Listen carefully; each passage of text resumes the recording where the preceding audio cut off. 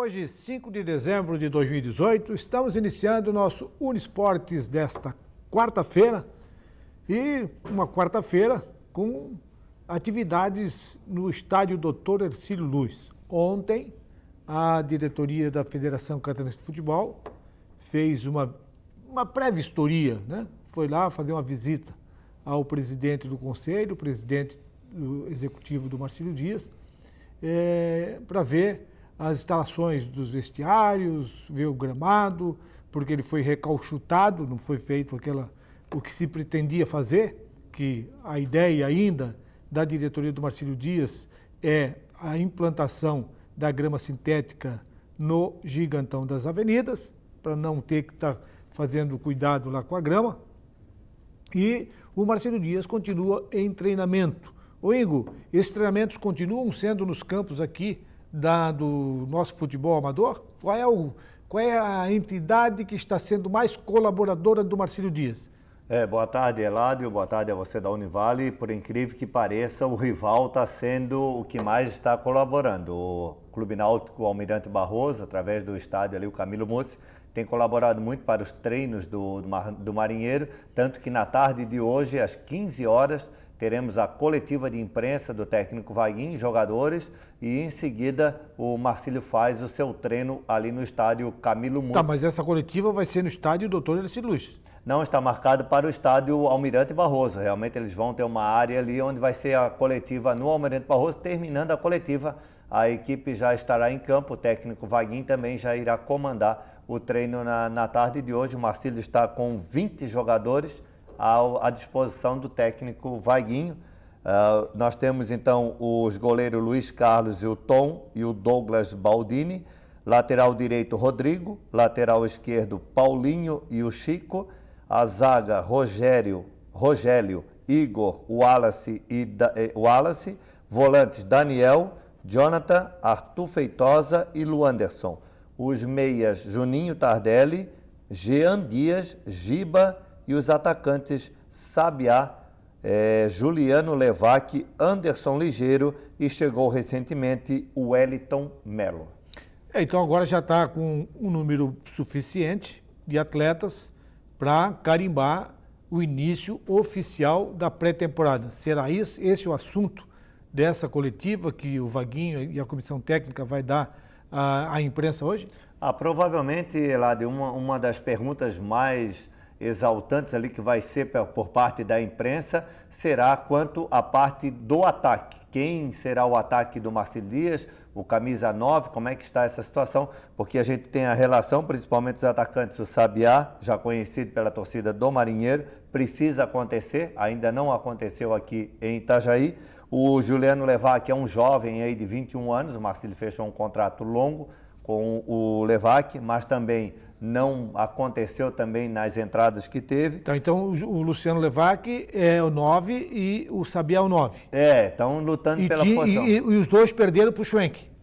Exatamente, por isso que há uma desconfiança muito grande do torcedor de Itajaí nessa situação. Temos dois atacantes renovados, o Levac e o Sabiá, e na qual nenhum dos dois jogava. Quem jogava, na verdade, era o Schwenk. Então a gente tem informações que talvez por o Schwenk se tratar aí de uma grande estrela para o torcedor do Marcílio, Sabiá e Levac poderiam estar até intimidados em acontecer dentro do gramado, fazer o seu futebol. Vamos ver agora sem o Schwenk se realmente eles têm liberdade para jogar, eles acabam acontecendo, mas é claro que a imprensa e o torcedor itajaiense espera a chegada de um grande camisa 9, um cara de nome, para que consiga jogar no Campeonato Catarinense. Essa expectativa é a expectativa da imprensa ou é a expectativa do Vaguinho em conquistar ou conseguir esse nome que você está colocando como um nome bambambam? Exatamente, Eladio. Aí é que entra a pergunta que a gente deve fazer na tarde de hoje ali para o Vaguinho. A imprensa tem uma grande expectativa de um camiseta 9, porque tu jogar contra um Criciúma, um Avaí, um Figueirense, uma Chapecoense, tu tem que ter um atacante de personalidade para conseguir jogar na frente de grandes clubes. Aí é que vai a pergunta para o Vaguinho, né? Mas vamos analisar aqui. Eu vi alguns jogos do Sabiá. O Sabiá é um jogador que tem velocidade, tem impulsão, ele não encaixou. no time ele não encaixou, ele não conseguiu encaixar, tanto é que ele acabou perdendo para... E o Júlio Levac? E qual é a qualidade dele? Qual é a característica dele? Porque nós estamos aqui, o Sabiá, eu estou dando duas características. Ele tem velocidade e tem impulsão. E é baixinho, tem uma impulsão danada. E o Levac? O Levac, nas vezes que entrou, a gente percebeu que o Levac ele tem uma diferença do Sabiá, que o Levac, eu como repórter de campo, via ali no ataque do Marinheiro, às vezes reclamação do Levac, que geralmente em momentos de tocar a bola ele não tocava, ele finalizava. Então, a diferença entre o Levac e o Sabiá é que o Sabiá muitas vezes está de frente para o gol e toca para o lado. O Levac não, o Levac nas poucas vezes que ele entrou, as chances que ele tem, ele finaliza. Então, a diferença do Levac é essa, ele é um finalizador, realmente pintou a oportunidade, ele bate para gol mesmo. Então o Levac seria um Cláudio Adão? O Cláudio Adão batia, e o Dadá Maravilha também, ele não queria saber, tá de frente pro gol, ele dá um bico, dá de qualquer maneira, tanto o Dadá Maravilha como o... O Dadá realmente, ele confessa que nunca foi bom de bola, que realmente ele nunca foi um craque, ele fez muitos gols, e geralmente a torcida, a imprensa também tem essa ideia de que o centroavante ele não precisa ser um craque, a função dele é estar no momento certo, no local certo e fazer o gol. Ele tem que fazer o gol porque para servir ele, para ser craque, vamos dizer, temos Juninho Tardelli, temos Jean Dias que está chegando aí, inclusive o Juninho Tardelli deve ser, ele é o 10, né? Deve ser o capitão do técnico Vaguinho, como a gente diz, ele é 10 e provavelmente é a faixa também. O Tardelli ele fez um bom campeonato. Ele chegou, ele fez um campeonato, mas só que o Tardelli, nas partidas em que eu vi, o Tardelli ele é mais um atacante do que um armador. E a função dele, no meu ponto de vista, pela qualidade que ele tem que ser um armador de aproximação.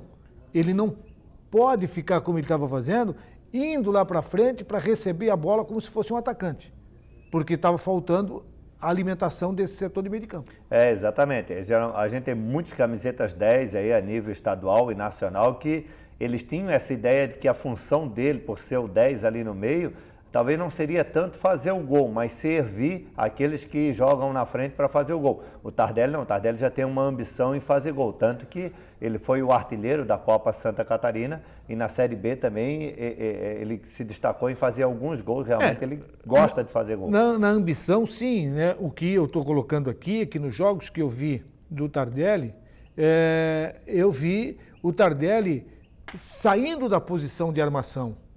Então ele ia para receber a bola, quando ele tem qualidade suficiente para se apresentar, receber e distribuir. Essa seria a função. E, lógico, nessa condição de receber e distribuir, ele tem a condição de distribuir e finalizar, sair e jogar dentro da forma dele. Agora, sai daqui e fica lá esperando, ela vai chegar quadrada para ele. Não, exatamente. Ouvindo você falar e vendo, eu lembro assim de jogadores como o Alex do Coritiba, o Ricardinho, que jogou no Corinthians, são jogadores assim que tinham essa função de movimentar, trabalhar a bola no meio-campo, fazer o coração bater forte ali, realmente acontecer o meio-campo. Mas o Juninho não, o Juninho ele joga um pouco mais à frente e às vezes ele tem que ser servido, enquanto que a função do camisa 10 que a gente precisa realmente aqui no Marinheiro é que faça esse meio-campo movimentar, virar jogo, colocar o atacante na cara do gol, se bem que esse ano deve melhorar principalmente da condição do gramado. Tive ontem ali vendo, Eládio, eles deram o primeiro corte na grama, que é um tapete, e a reclamação principalmente do Juninho Tardelli em dar esse passe aí de primeira para botar o atacante na cara do gol, era devido às condições precárias do gramado. Ô Igor, você na abertura do programa, você fala o seguinte: Marcílio Dias tem 20 jogadores à disposição do Vaguinho e do Toninho Camarão para iniciar os trabalhos. Desses 20 jogadores aqui, você acredita que o Vaguinho tenha o seu 11 titular, ou o seu 11 principal, ou o Vaguinho ainda não tem esse 11 principal? Não, eu acredito, Eládio, que o Vaguinho ainda não tem o seu 11 principal.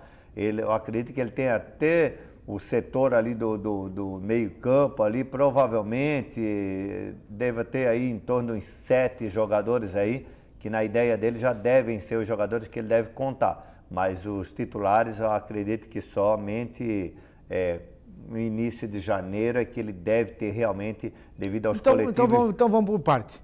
Nas laterais, você acha que os dois laterais que estão hoje aqui no Marcílio Dias, esses dois laterais são titulares ou são interrogação? Olha, para nós da imprensa, a gente vai ter que ver principalmente a parte de coletivo e a parte de jogos amistosos. Pelo que eu estou notando aqui, vai ter que se decidir. Nós temos dois laterais esquerdos.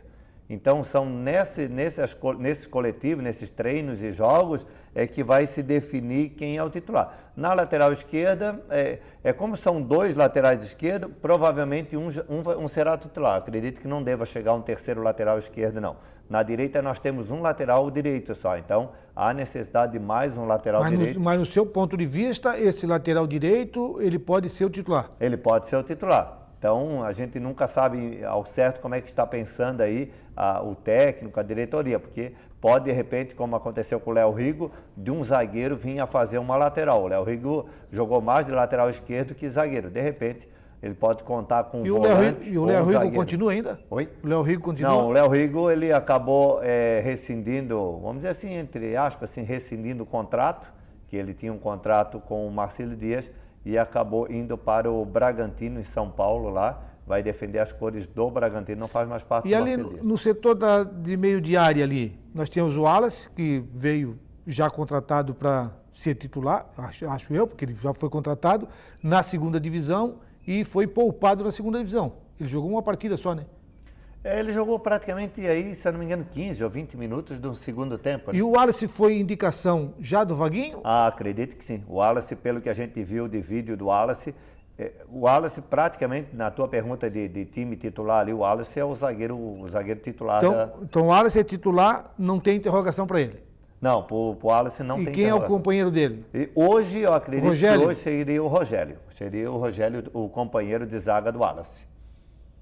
E no meio de campo? E aí nós viemos de volante, né? Aí se ele jogar com dois volantes, provavelmente Jonathan e o Luanderson, os dois volantes que ele deve jogar. Meio campo, ele tem o Juninho Tardelli, que é garantido. Aí entra a dúvida que está chegando.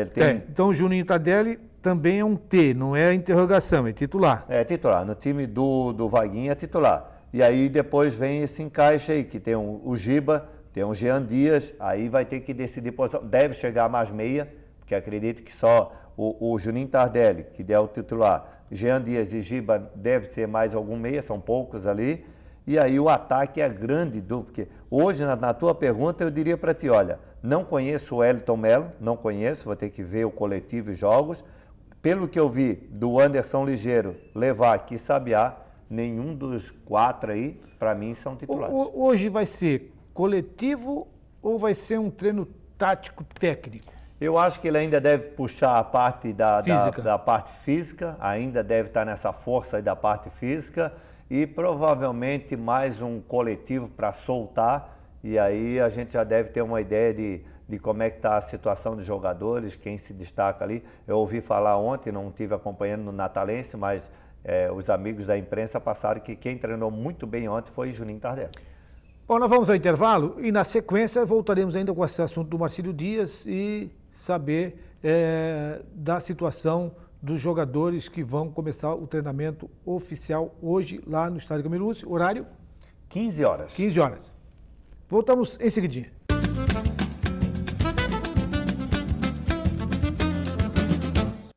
Estamos de volta e esse nosso segundo bloco nós temos o apoio do Restaurantes Paraty, a sua casa fora de casa, servindo almoço de segunda a sábado com uma grande variedade de carnes e saladas. É uma comida caseira. Fica ali na Avenida 7 de Setembro, na esquina do Centro Comercial Marcílio Dias. Então o Marcílio Dias treina hoje no Estádio Camilo Mussi. Antes do treinamento deve ser o quê? 14h30 coletiva? Marcaram para 15 horas, na verdade. A coletiva. Sai a coletiva e depois sai o treinamento. Já na sequência, já sai o treinamento ali do Marinheiro ali. E a Associação de Clubes Profissionais, que agora entrou o Marcílio Dias e o Metropolitano. Exatamente. Eles entraram agora para o campeonato de 2019. Alguma novidade da associação? A associação faz nessa semana uma reunião ali em Florianópolis, se eu não me engano, amanhã, o diretor do Marcílio Dias, diretor, vamos dizer, assessor, o Flávio Roberto, ele vai estar presente. A ideia da associação é transmitir os jogos pela internet. Então, a ideia é reunir os clubes essa semana e aí algumas placas irão pertencer ao clube de publicidade e outras placas ficariam com a associação para eles negociar junto ao empresariado. E aí haveria a transmissão dos jogos do Campeonato Catarinense pela internet, haja visto que... Está aí o patrocinador MOR, ele que vai fazer os jogos direto. Já foi fechado? Ou não vai ter transmissão de futebol do Campeonato Catarinense? A NSC deve transmitir, mas o pay-per-view não fechou o Catarinense, não vai transmitir o Catarinense o pay-per-view, e aí é que entrou a Associação de Clubes aí nessa jogada aí de transmitir os jogos do Campeonato Catarinense. Tá, mas quem vai transmitir? A Associação de Clubes vai montar essa estrutura de transmissão ou ela vai contratar empresas para fazer esse tipo de transmissão? Bom, aí fica a cargo da associação. Eles querem comandar essa transmissão. Agora, provavelmente, como eles não têm todo esse material, todo esse aparato para transmissão, eles devem fazer parceria com outras empresas de transmissões que aí irão fazer essa via internet. Porque aqui nós tivemos aí o Esporte Campeão, do nosso amigo Jean Pablo. Que fez um trabalho para a federação e... Lógico que a presença dos clubes na telinha ou na internet é importante até para a divulgação dos próprios patrocinadores, dos próprios times, mas eu não sei não, hein? Isso aí vai dar pano para manga, hein? Ah, com certeza. Tem que saber se a emissora que tem os direitos de transmissão dos jogos de quartas e domingo, que vai fazer 2 jogos, né? Ou não?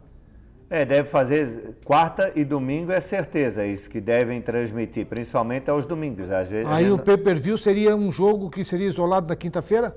Aí seria um jogo... Que seria não pay-per-view, mas sim na internet da associação? Acredito que não deva bater o horário ali para não ter esse tipo de problema em transmissões ali. Então, por isso que há essa intenção de fazer desta forma aí, via internet, para não ter problemas com a emissora principal aí. A gente tem informações, até deve ser uma reunião para esclarecer essa situação, porque a gente sabe que as outras emissoras que não transmitem o Catarinense, elas têm 7 minutos para colocar a imagem do Catarinense no ar. Então, é o limite de uma outra emissora que não transmite. 7 minutos é o espaço que ela tem para colocar gols e melhores lances no ar. E também havia uma expectativa por parte dos clubes na solicitação da Federação Catarinense de Futebol, a CBF, para conseguir mais uma data, que era necessário, e a informação que chega é que a federação conseguiu essa data e vamos ter 2 partidas, vamos ter semifinal no Campeonato Catarinense. A princípio ia ser só uma partida só. Isso para mim engrandece o futebol catarinense, principalmente em termos de renda, em termos de transmissão. Acho muito legal semifinal e final, então só veio a somar aí no Campeonato Catarinense. Acho bem legal aí, é muito mais emoção com semifinal e final. E agora é o seguinte, né, Ingo? Agora, nesse momento, nós temos aí as férias concedidas pelas equipes que estavam ainda em competição. E as outras equipes que já tinham terminado, com certeza, estão já formando os seus elencos, que é o caso do próprio Marcílio Dias. A Chapecoense, as informações que chegam é que a Chapecoense vai dar uma vassourada e não se sabe o tamanho dessa vassourada. Realmente a Chapecoense, o Jacaré deve passar lá e vai pegar... Jacaré vai passar lá e vai pegar um monte de gente lá, vai ser uma limpeza. Não ponto de ônibus? Não é ponto de ônibus não. O Jacaré entra lá e realmente do Papo Amarelo não é fraco não. Quando ele chega pegando ali. Chapecoense de férias, reformando seu gramado, ainda agora deve fazer toda aquela limpeza de reforma dentro e fora do gramado, como a gente está falando. O Avaí vai apresentar 4 jogadores, mas só 4 jogadores acima de R$100 mil. A contratação, essa é a expectativa, mas apenas em fevereiro. O Criciúma apresentou o Ricardo Rocha como assessor de futebol, o famoso Ricardo Rocha, que veio do São Paulo para o Criciúma. Roberto Cavalo deve ser o novo treinador do Criciúma. O Figueirense, hoje à tarde, apresenta o Emerson Maria, é o novo treinador do Figueirense, e o Metropolitano confirmou o técnico Mabília como técnico para 2019. A situação dos nossos clubes agora é a expectativa de preparação o início do campeonato e a projeção futura. Essa projeção futura, sabemos que os 5 clubes que estão na Série A e Série B têm calendário, porque já em fevereiro em março, já começam a participar do Campeonato Brasileiro da Série A e Série B. Os demais vão ter que esperar, vão ter que brigar pela Série D, que é um dos objetivos do Marcílio Dias, é brigar pela Série D ou não? Esse é o objetivo. O título do Marcílio Dias em 2019 é a vaga para a Série D do Campeonato Brasileiro. Até a 6ª colocação, mais específica, a 6ª colocação, é o que vai dar a vaga para a Série D do Campeonato Brasileiro. Então, dentro dessas informações que a gente está colocando aqui... Mas só um detalhezinho. O Brusque, eu acho que o Brusque tem vaga na Série D.